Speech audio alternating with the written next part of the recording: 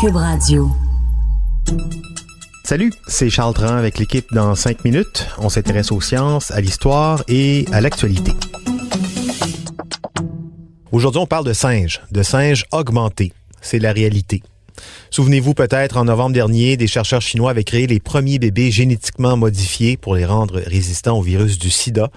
Ils ont également augmenté leur capacité cérébrale, mais ça, ils l'ont pas fait exprès. 3 mois plus tard, ils se sont rendus compte qu'en supprimant un gène, ils avaient amélioré la mémoire et les capacités d'apprentissage des jumeaux. Et bien maintenant, d'autres chercheurs chinois et américains, cette fois-ci, viennent de créer volontairement des singes augmentés. Des singes augmentés, comment? Pourquoi faire? Voici quelques éléments de réponse avec Baptiste Zapirin. 20th Century Fox a porté à l'écran La planète des singes. Il y en a qui ont dû aimer La planète des singes, le film qui se déroule dans une planète où les singes sont l'espèce la plus intelligente et dominent des humains réduits en esclavage. Où les singes construisent les cités, fixent les lois et les divinités.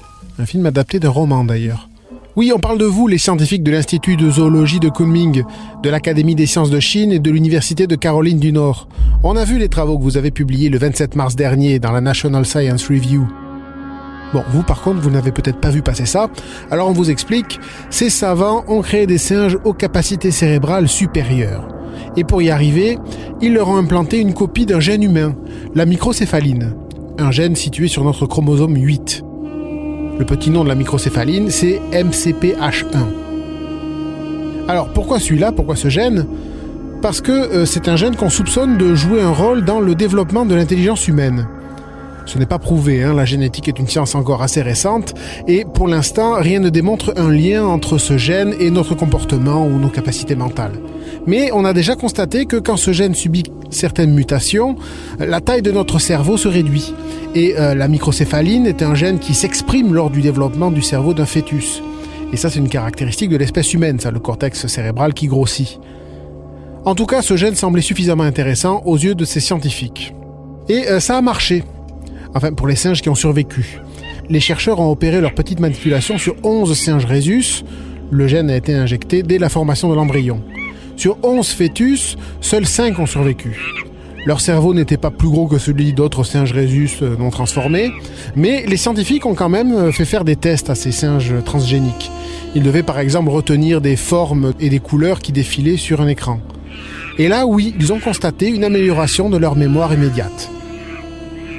Les super macaques ont aussi montré un temps de réaction plus court que leurs congénères non modifiés. C'est donc assez prometteur comme recherche. Mais prometteur pourquoi ? Est-ce que le but de tout ça est de créer des super singes pilotes de chasse ou capables de fabriquer un couteau suisse ? Non, évidemment. D'après l'un des auteurs de l'étude, à long terme, ces recherches fondamentales serviront à fournir des informations précieuses pour l'analyse et le traitement des maladies ou problèmes du cerveau humain, causés par un développement cérébral anormal. On pense à l'autisme, par exemple. Alors ça, c'est pas moi qui le dis, c'est Su Bing, un de ces chercheurs. Ces scientifiques estiment que ces résultats démontrent que des primates transgéniques non humains ont le potentiel pour fournir des aperçus importants, et même uniques, concernant des questions fondamentales sur ce qui rend l'humain unique. Vous avez osé. Vous avez détruit son cerveau, espèce d'ignoble babouin. Su Bing, il dit, alors je cite, « On a pris le chemin le plus risqué pour obtenir rapidement des résultats. » Mais voilà, ces résultats soulèvent des questions éthiques dans le milieu de la recherche. L'équipe s'est sentie obligée de garantir que leurs expériences étaient conformes aux normes internationales de respect des animaux. Et dès le début des travaux, en 2010, des Américains reprochaient à Su Bing et ses collègues leur démarche. Implanter un gène humain dans le singe rhésus serait une mauvaise idée, disait-il, parce que ces deux espèces sont très proches, et qu'il ne faudrait donc pas grand-chose pour faire évoluer le singe en autre chose, proche de l'humain en tout cas. Un nombre considérable de savants ont travaillé très longtemps pour répondre à cette question. À quoi ressemblerait notre civilisation si l'évolution de la race humaine était inversée ? L'homme serait dominé par les singes. Mais bon, Su Bing n'est pas d'accord, et de toute façon, lui et son équipe sont déjà en train de s'intéresser à un autre gène, le SRGA-P2C. Parce qu'il y a 2 millions d'années, c'est peut-être l'évolution de ce gène qui aurait fait de l'Australopithèque un Homo habilis, un être humain capable de concevoir les premiers outils. Bref, ce que dit cette équipe, c'est « Ne vous inquiétez pas, on maîtrise tout. Déjà oublié l'histoire des bébés jumeaux dont on avait augmenté les capacités du cerveau sans faire exprès. » Avec un monde devenu fou. Une civilisation à l'envers dont l'existence paraît incroyable. Oui, un monde de folie et de terreur. L'homme est incapable de comprendre.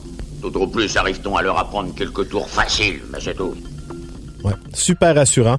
On espère quand même que si ces scientifiques aiment vraiment la planète des singes, on espère qu'ils n'ont pas oublié comment ça finit. Merci Baptiste Zapirin. C'était en 5 minutes.